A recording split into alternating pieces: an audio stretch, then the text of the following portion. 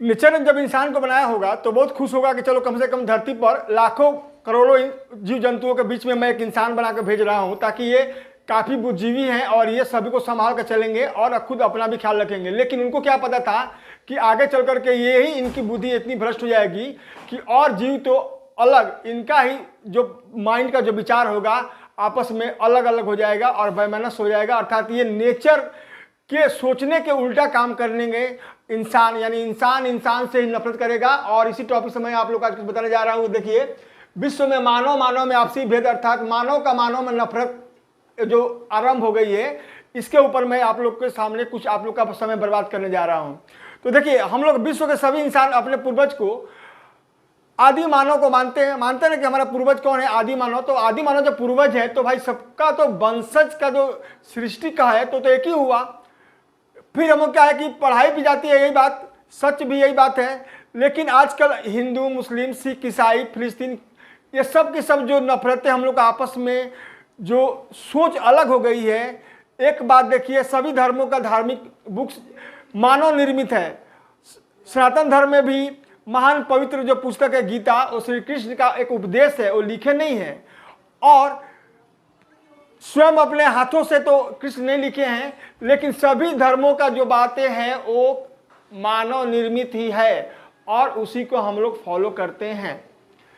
Nature ने तो इंसानों के एक भेदभाव नहीं किया। ऐसा होता तो हिंदू, मुस्लिम, सिख, ईसाई, फिलिस्तीन सबका शरीर का जो संरचना होता है शायद उसे भी अलग अलग बनाकर भेजते हैं। किसी के 2 आँख तो किसी के 4 आँख, किसी के 3 पैर तो किसी के 2 पैर। लेकिन नेचर ने क्या ऐसा गलती किया? कभी नहीं किया। तो फिर हम लोग आपस में ये गलती क्यों करते हैं?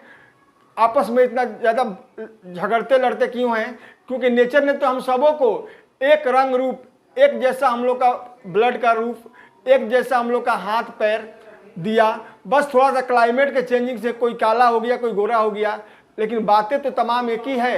एक ही लीवर, एक ही किडनी, एक ही हम लोग का टोटल बॉडी का फंक्शन, वह भी सब मरणशील, यानी धरती पर जितने भी लोग हैं मरणशील होते हैं। फिर भी हम लोग अपने अपने धार्मिक विचारों को अलग कर लिए हैं तो अच्छी बात है, लेकिन हम लोग उस विचारों में भी मरने मारने को जो तैयार हो जाते हैं, ये अच्छी बात नहीं है। देखिए, दुनिया के कोई भी धर्म किसी भी अलग धर्म से बैर नहीं सिखाता है कि उससे बैर कीजिए।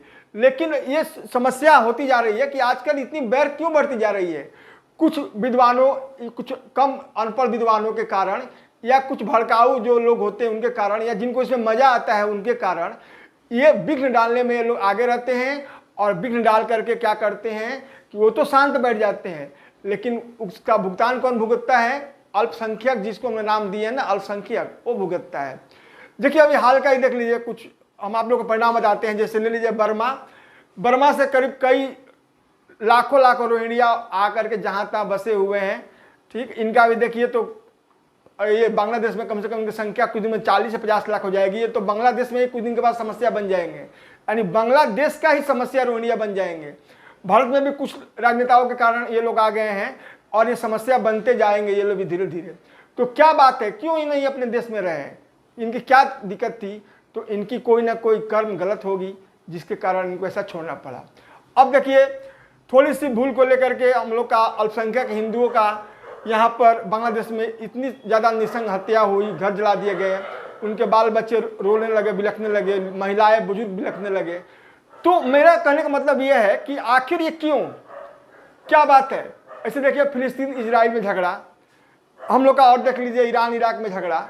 तो यानी तमाम तरह के जो देशों में जो युद्ध होता है, तो कई तो सजातीय होते हैं फिर भी युद्ध होता है, और कई विजातीय होते हैं तो युद्ध होता है। लेकिन ऐसे करने से क्या होगा कि हम लोग का सुकून और शांति नहीं मिलेगी। मान लीजिए कि यदि आप लोग को भी यदि उसी के एग्जाम्पल में रखा जाए, जो ज़्यादा बहुसंख्यक है उनको यदि अल्पसंख्यक का रूप दे दिया जाए, तो क्या आपके सामने आपके बच्चे, आपके बहू, आपके माँ बाप बुजुर्ग बिलखेंगे तो आपको क्या अच्छा लगेगा? कतई अच्छा नहीं लगेगा ना। तो इसी को ध्यान में रखते हुए सोचिए कि हम लोग जो भी करने जा रहे हैं ये अच्छी बात नहीं है, और हम लोग इसको ऐसे नहीं करें।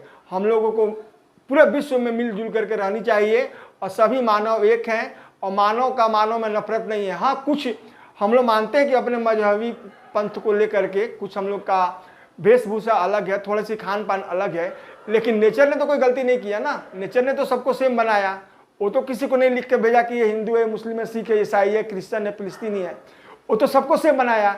लेकिन हम लोग आपस में इतने ज़्यादा खून के प्यासे क्यों हो जा रहे हैं? क्यों? या तो कुछ लोगों के चलते हो रहे हैं, या हम लोग को उतना ही पढ़ाया जा रहा है, उतना ही ज्ञान दिया जा रहा है, और हम लोग को अलग बुद्धि नहीं दी जा रही है, जो कि हम लोग को एक मानव की बुद्धि होनी चाहिए। अर्थात इंसान के काम आए तभी जाकर के इस संसार का भला होगा, अन्यथा इस संसार का अंत होना भी बहुत जरूरी, जरूरी नहीं, बहुत जल्दीबाजी लग रहा है। क्योंकि मैं आप लोग कुछ और बात बताने जा रहा हूं। तो देखिए, जो भी हम लोग का झगड़ा है, लड़ाई है धार्मिक, उसको एक तरफ कर दीजिए। उसके बाद देखिए कितनी समस्याएं आपके हमारे हैं। बेरोजगारी है, उसके बाद से आपका अशिक्षा है, भूखमरी है, गरीबी है, कुपोषण है। इसके साथ साथ पृथ्वी को हम लोग का बचाने के लिए ग्लोबल वार्मिंग, जो कि वो अलग से ही चढ़ा हुआ है कि हम बर्बाद कर देंगे पृथ्वी को। उसके बाद से देखिए हम लोग का ओजोन का मंडल जो है उसका क्षतिपूर्ति होना। अर्थात हम लोग का देखा जा रहा है कि हम लोग एक अलग लड़ाई में चल रहे हैं आपस में गलतियां करके, और नेचर भी अलग रूप ग्रहण कर ली है। अर्थात आने वाले समय में 50 साल में लगता है जैसे कि ये नेचर अर्थात ये अर्थ ही नहीं बचेगी। क्योंकि जिस तरह से ग्लोबल वार्मिंग और जिस तरह से हम लोग का ये CFC गैस और जितना हम लोग का पोल्यूशन बढ़ रहा है, उसके जिम्मेवार भी हम हैं। और आने वाले दिनों में हम लोग इस पर चिंता नहीं करते हैं कि हमारा ये पीढ़ी कैसे बचेगा। बस किसके जिम्मे है, ये कुछ वैज्ञानिकों के जिम्मे दे देते हैं कि चलो वैज्ञानिक लोग सोचे। अरे वैज्ञानिक लोग क्यों सोचे, आप हम भी तो सोचें।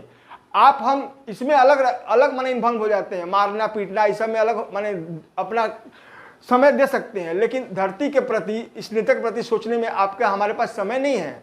वो केवल थोड़े से वैज्ञानिकों के पास समय है, और बर्बाद आप करेंगे? नहीं, ये नहीं चलेगी। अर्थात इंसानों में जो नफरत है, बैर है, उसके अलावा भी मैं यही बताया कि ये बैर तो कुछ समय के लिए है, चाहे होते रहेंगे, लेकिन जब धरती नहीं रहेगी तो आप बैर फिर अगला बार किससे कीजिएगा? तो धरती को बचाने का सोचिए ना। धरती से हम लोग का CO2 बढ़ने से यहाँ का पूरा वायुमंडल चेंज हो रहा है, नेचर का पूरा जो देख रहे हैं क्लाइमेटिक नेचर चेंज हो रहा है, अधिक से अधिक बारिश हो रही है, अधिक से अधिक गर्मी हो रही है, अधिक से अधिक ठंडी हो रही है, और जो नहीं होनी चाहिए वैसी हो रही है। अर्थात जहाँ बारिश नहीं होनी चाहिए वहाँ बारिश हो रही है, जहाँ बारिश होनी चाहिए वहाँ सूखा पड़ रहा है। तो ये सब क्या है ना कि यही सब क्लाइमेट चेंज हो रहा है, जिसके जिम्मेवार हम लोग हैं। तो यदि ऐसे ही ये होता रहेगा तो क्या पृथ्वी बचेगी? क्या कीजिएगा आप अपनी आबादी बढ़ा करके? क्या कीजिएगा अपने कौम को आगे बढ़ा करके? भारी संख्या बढ़ाकर क्या कीजिएगा? क्या खाइएगा? कहाँ रहिएगा? जब धरती नहीं रहेगी तो कहाँ रहिएगा? आप बताइए ना मेरे बातों को। तो आप लोग सभी नए नए रिसर्च, नए नए शोध, नए नए विचारों को, अच्छे अच्छे विचारों को अपने विचारों में पनपने दीजिए, और कुविचार के लोगों से दूर रहिए, और लगे रहिए कि धरती को बचाना है। धरती बचेगी तभी हमारा आने वाला जनरेशन भी बचेगा, तभी हमारी सृष्टि भी रहेगी, बरकरार रहेगी। अन्यथा यहाँ से हम लोग का पलायन होने वाला है। क्योंकि ऐसे ही हम लोग काफ़ी विध्वंसकारी हथियार बना लिए हैं, जिसमें एटम बम, हाइड्रोजन बम, जानते ही हैं, मिसाइल, एक से एक सुपर हरकुलिस मिसाइल से लेकर के हम लोग का सुपर हाइपरसोनिक मिसाइल तक हम लोग का तैयार होता जा रहा है। तो ये क्या है? जिस दिन भी किसी का मिजाज थोड़ा सा सनका, थर्ड वर्ल्ड वार का भी रूप ले लेगा। इसीलिए मेरा आप लोग से मानना है कि हम लोग को इस सबसे बच करके अपने आने वाले जनरेशन को एक अच्छा धरती, नेचर और विचार दिया जाए, ताकि वो लोग भी खुश रहेंगे। तब तक के लिए आप लोगों को ये वीडियो अच्छा लगा होगा तो सब्सक्राइब कर दीजिएगा। जय हिंद, जय भारत, धन्यवाद।